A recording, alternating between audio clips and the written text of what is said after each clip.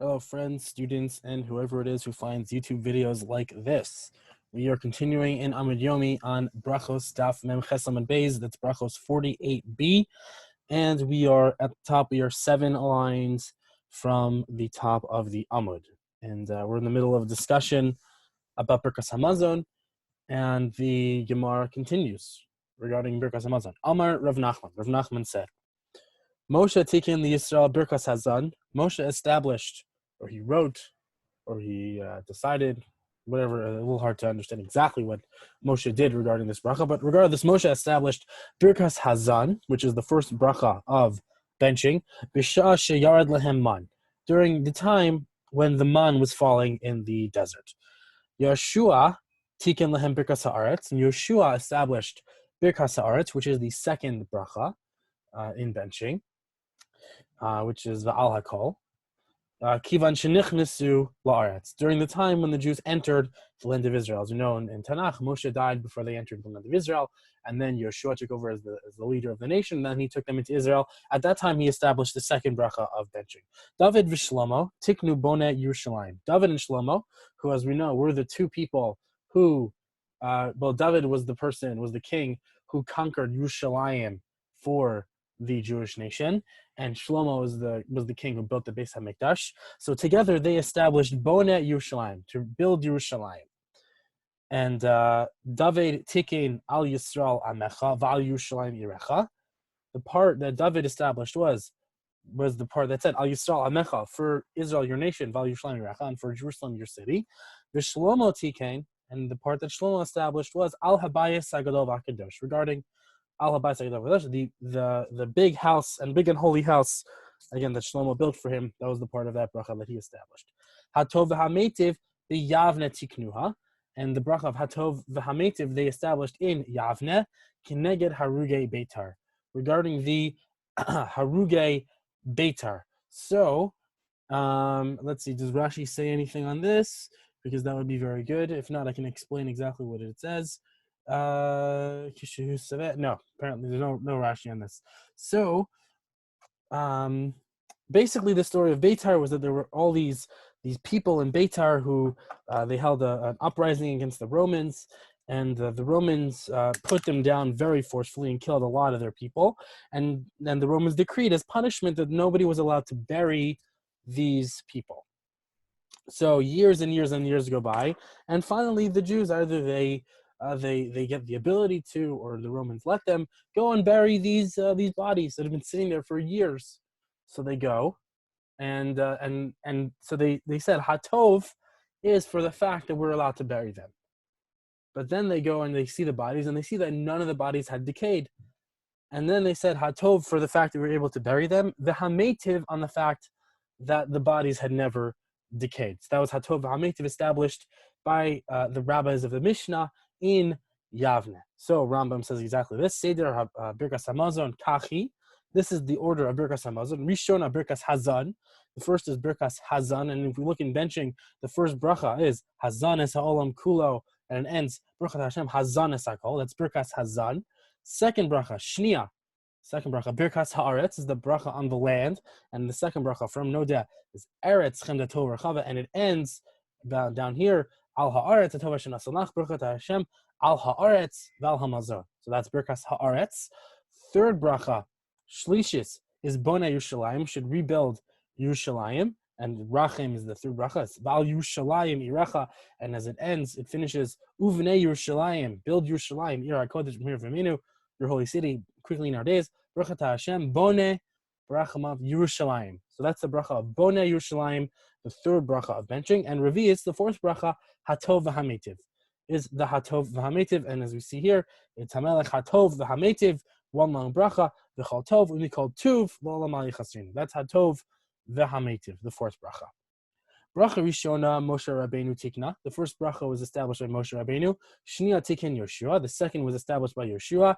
Shlishis Tiken David Ushlomo Beno. The third was established by David and Shlomo his son. Revi'is Chachmei Mishnah Tiknuha. And the fourth, the rabbis of the Mishnah, they're the ones who established that bracha. So that's the halacha in the Rambam based on this part of the Gemara.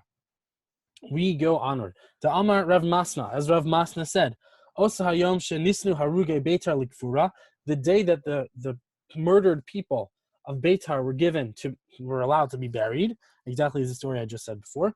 Tiknu biyavne hatov v'hametiv. They established the bracha of hatov v'hametiv in Yavne. Hatov shel hasrichu. The hatov is on the fact that the body did not decay. The hametiv shenisnu likfur, and the metiv is the fact that they were given to be buried. So that is the story behind that bracha. We move onward in the Gemara. Tana Rabbanan, the rabbis taught, Seder Birkas Hamazon Kachu. This is the order of Birkas Hamazon. Bracha Rishona. The first bracha is Birkas Hazan. Shniya, Birkas Haaretz. The second is Birkas Haaretz. Shlish is Bnei Yerushalayim. Third is Bnei Yerushalayim. Revi is Hatov HaMeitiv. And the fourth is Hatov HaMeitiv. Ubeshabbos Matchil B'Nechama Umesayim B'Nechama. And on Shabbos we begin with Nechama, meaning the third bracha, which is Rachem. Rachem is have mercy. And then we end with Nechama, which is at the end of the bracha. Well, let's just take a look in the Gemara and see how it goes.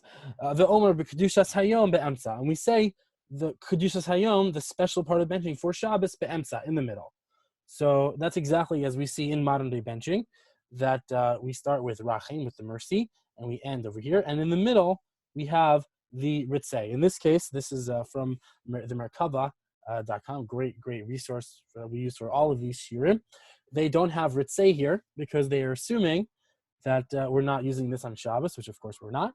But nevertheless, they only put in Ya'aleh V'Yavo because it's possible to say Ya'aleh V'Yavo on either Rosh Chodesh or in Chol Moed Sukkot, Chol Moed Pesach, and also on other days. But they only put in the days which are possible to be used on a day where technology is permitted. But this is where Ritzei would go.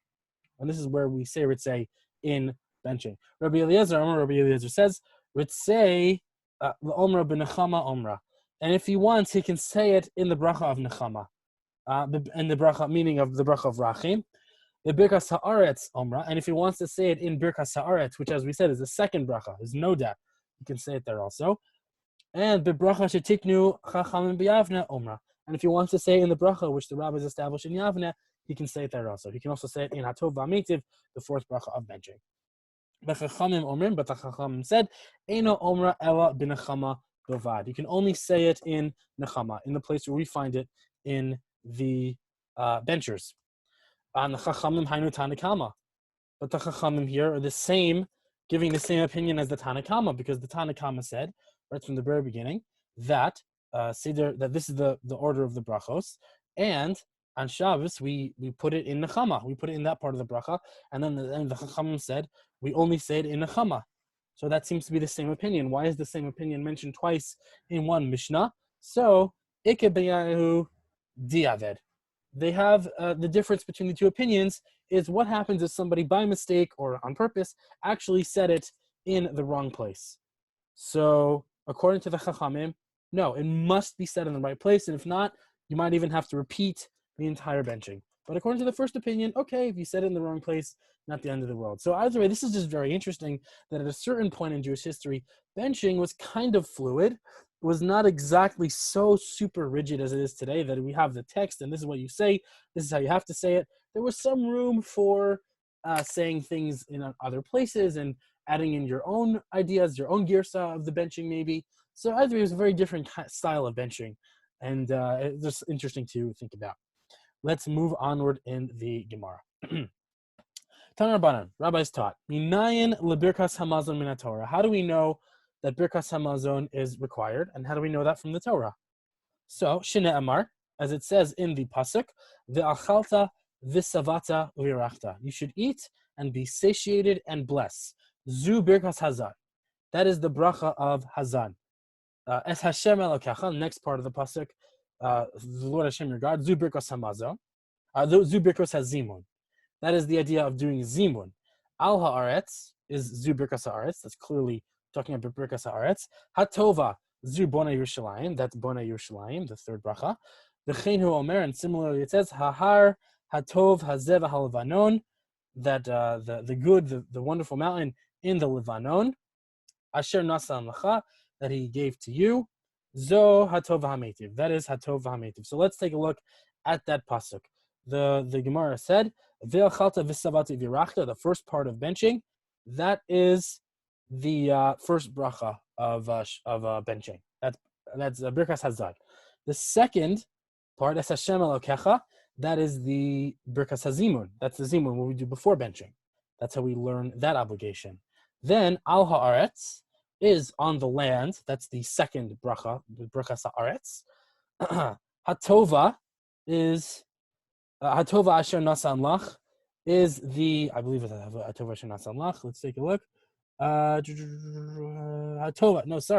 Hatova is Bonei Yerushalayim, and the last part, Asher Nasan Lach, is the Hatova HaMeitiv. So this is the breakup. That teaches us the first bracha of benching, and as we saw here, that's in the yellow, so kind of color coding this. Es Hashem Elokecha, that's Birkas Hazimun, that's the Yud Mezuman in the first place. Al Haaretz, in the red, is the second bracha of the benching. Hatova is the third bracha. And finally, Asher Nasan Lach is the fourth bracha. That's the Mikor for benching Min HaTorah. So, Eini El Achrav, that only teaches me about Birkas Hamazon after meals, L'fan of Minayin. How do we know before the meal we also have to say bracha?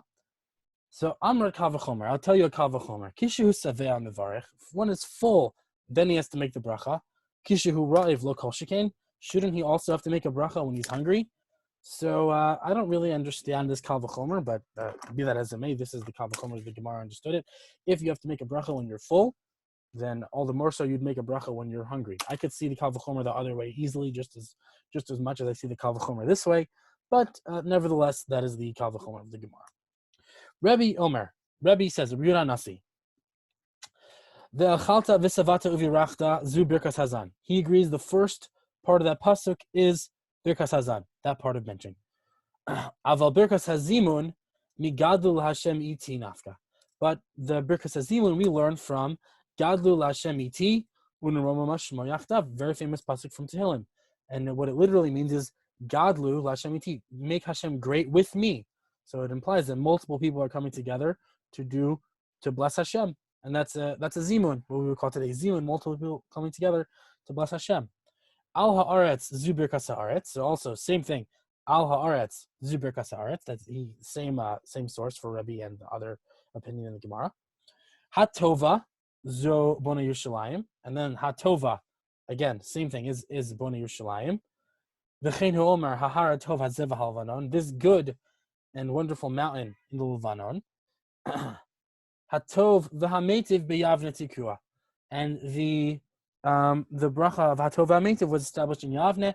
Ainli elul acharav, that only teaches me Birkas Hamazon after the meals. L'fan of Minayin, how do we know we say bracha before the meal? Talmud Lomar Asher Nasan Lach. The pasuk says Asher, that he gave to you. Misha Nasan Lach, from the time he gives it to you, that's when you make the bracha. So Rebbe uses the last three words in the pasuk Asher Nasan Lach not to refer to the fourth bracha of the benching, but to give you a source for brachos before we eat the meal. Rabbi Yitzchak Omer, Rabbi Yitzchak says, Eini tzarech, we do not need this teaching.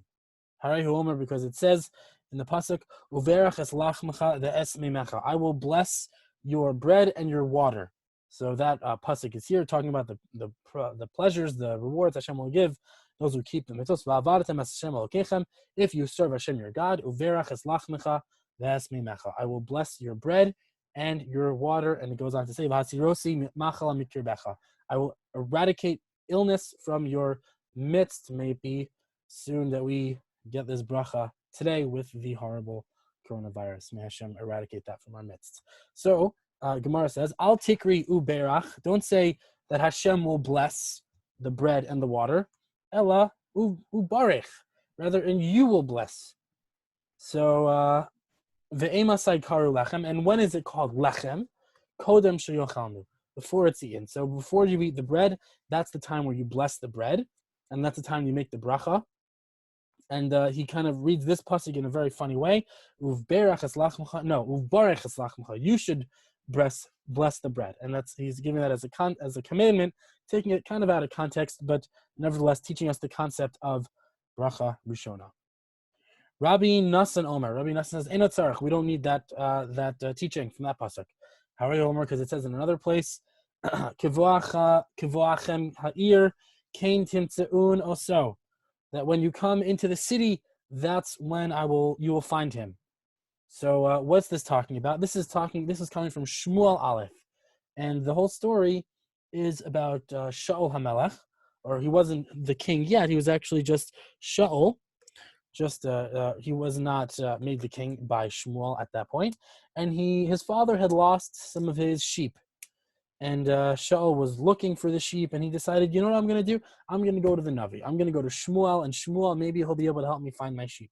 So Shaul is looking for Shmuel, and he passes by a big group of girls, and he asks them, can you tell me where Shmuel is? And they tell him, yes, Kivo Acham Ha'ir, Kain Timtzunoso. When you enter the city, you will find him. And that was the answer they gave them. So B'terem, and they go on to say the following: B'terem Ya'aleh Habamasa, before he goes up to the high area over there, le'achol to eat, before he goes up to the high place to eat, ki lo yochal ha'am ad ba'o, because the people will not eat until he shows up, ki hu yivarech hazevach, because he will bless the zevach, the food, the offering, acher kein yochlu hakorim, and after that they will eat all that they have over there. So clearly, what these girls were telling Shaul is that Shmuel is going to go up. He's going to say the bracha before the food, and only then are the people going to eat. And that is a clear source from Shmuel Aleph that it is necessary to make a bracha before you eat food on the food you eat. Now the Gemara asks an unrelated question: the kol kach lama, and why did they give him this long answer? Why did these girls, give Shaul this very long? They could have said very simply, go up there, go find him over there. Why did they extend the answer? And I think the whole answer, if I recall correctly, is 3 psukim long. Why did they say that long of an answer? Answer: Lefi shehanashim dabron yosin, because women like to talk a lot. The Shmuel Amar, and Shmuel had a different opinion. This is not Shmuel of the story with Shaul. This is Shmuel of the Gemara, of Shmuel and Rav, who's the Amora. Kidei lehistakel b'yafyo shel Shaul. They wanted to look at the beauty of Shaul. Shaul was a very handsome man, and they wanted to talk to him for longer. That's why they gave him such a long answer. Dichsev, as it's written, Mishichma amala gavoa mikol ha'am.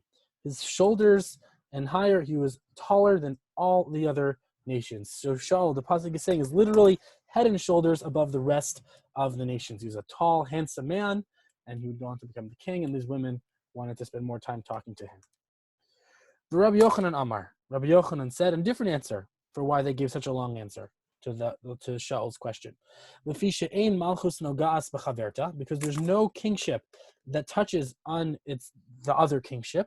Afilu kimlonima, even a single hair's breadth long. So, meaning to say that it wasn't time yet for Shaul to become the king. It was still time for Shmuel to reign as the shofet. And so since Shmuel still had a few minutes left to his kingship, Hashem delayed Shaul's approach to Shmuel by these women who wanted to talk to him for a very long time. And that is an interesting answer. That is a very interesting perspective. And a lot of things to say about that, but we will continue. I only know about Birkas Hamazon from the Torah. Birkas HaTorah minayin. How do we know that we have to make a bracha on Torah? Birkas HaTorah. Amar Rav Yishmael, and Rav Yishmael said, Kal v'chomer. It's a Kal v'chomer. We know for a fact that we have to make Birkas HaTorah. Why? Al chaye sha'ah mivarech. For something that is only temporary life, we have to make the bracha for that, meaning on our food. That's for this temporary life. That's what we need food for. On that we make a bracha. Al chaye olam haba lo kol shekain. All the more so for something that gives you life in the next world. Shouldn't you make a bracha on that also? And that's the Kal v'chomer that we have to make a Birkas HaTorah as well as a Birkas HaMazon. Rabbi Chia bar Nachmani, Talmido shel Rabbi Yishmael. Rabbi Chia bar Nachmani, the student of Rabbi Yishmael. Omer Mishum Rabbi Yishmael Eino Tzarich. He said in the name of Rabbi Yishmael, it's not necessary to give me that Kal v'chomer. I'll teach you a different source for the fact that we have to say Birkas HaTorah. Hari Omer, because the pasuk says, Al ha'aretz hatova asher nasan lach, on the good land that I gave you. Again, from this pasuk here, al ha'aretz, on the land hatova, the good land asher nasan lach, that I gave you. Ulahalan, and later on it says, later it says, the etna lecha es luchos heaven v'atorah v'hamitzvah. I gave you the luchos of stone and the Torah and the mitzvah. That's back in Shmos, so it's in a different sefer of the Torah. Nevertheless, both places it uses the phrase etain, to give, to give. So here, nasan lecha and etna lecha. So I gave you. So we connect those two words, just like you have to say a bracha in the bracha, the pasuk on food. So too, we have to make a bracha in the pasuk that's talking about the luchos ha'even and the Torah and the mitzvah. Rabbi Meir says, "Minayin shekishem shemevarach al tova kach mevarach al hara." How do we know that just like you have to make a bracha on the good, you have to make a bracha on the bad? Talmud Omer, the pasuk says, "Asher nasan lecha Hashem elokecha," that which the Lord Hashem has given you. Dayancha b'chol dayan shedancha, on every judgment that He judged you, bein midat tova or bein midat puranos, whether it was something good or whether it was something for punishment. Rabbi Yehuda ben Masira, Rabbi Yehuda ben Masira said, "Einot tzarich." We don't need that diuk. Harihu Omer, because it says in another place, "Tova." It says the word "tova." Ha-tova, the good. It could have said. It didn't have to say ha-tova. It could have just said tova. Tova. What's Torah? Zu Torah. It refers to Torah. V'cheino Omer, and it also says, "Ki lekach tov nasati lachem." I gave them a good lekach, a good thing. Hatova. So why did it say Hatova? Zu binyan Yerushalayim. That's the building of Yerushalayim. Bechinu Omer, it also says Hahar Hatov Hazeh Halvanon. This good mountain and the Livanon.